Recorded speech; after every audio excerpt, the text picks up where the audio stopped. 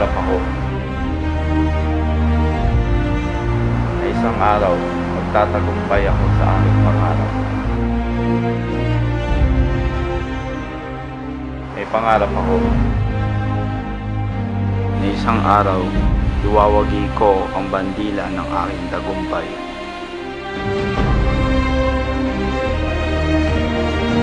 May pangarap ako na isang araw ay isasaulo ko ang talambuhay ng Cabezang Palace. Yun lang pala eh. Pakinggan mo kaya sila oh. Saan? Ayun oh.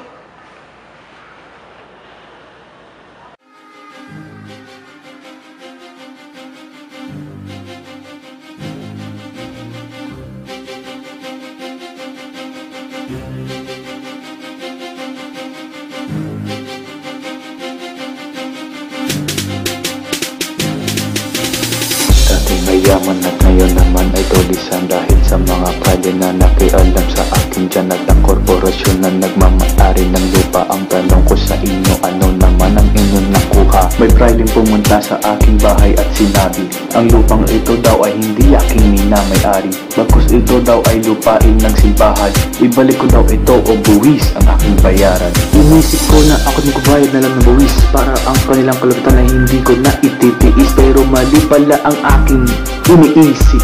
Pinitungan pa ako ng mas mataas na buwis. At dahil matigas din ang aking ulo, at kahit kailan di ako nagpapatalo, kanilang larong ito ay aking nilaruan, at ang buwis nila ay aking binayaran.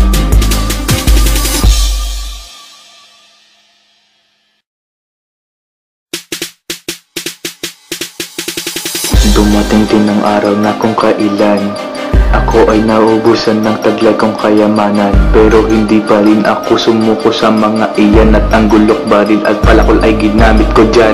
Pero sila pala ay may isang sorpresa, gumawa ng batas at pinagbawal ang mga sandata. Pumunta sa aking bahay ang mga sundalo at sinabi ng Cabezang Palace, amin na ang sandata mo.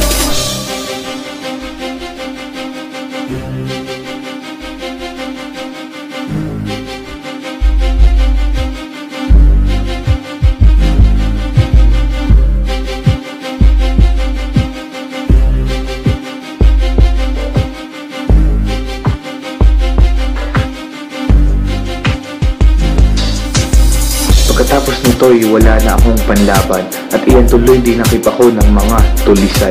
Humingi naman sila sa akin ng 500. At aking anak na si Huli ay naging katulong dahil dyan.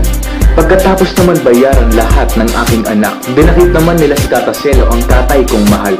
Anong klaseng hustisya ba ang tawag ninyo dyan sa wikang Espanyol? Indigno, mandria, corrompido o sin valor?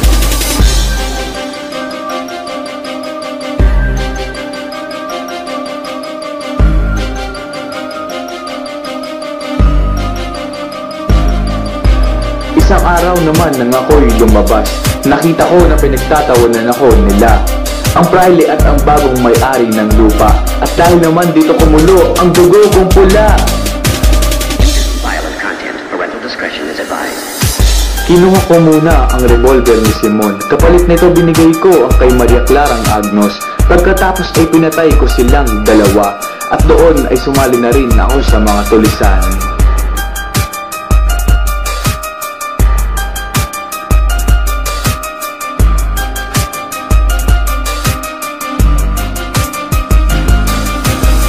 Ito ang mensahe ko sa inyo, kabataan, at huwag ninyo itong basta-bastang pabayaan.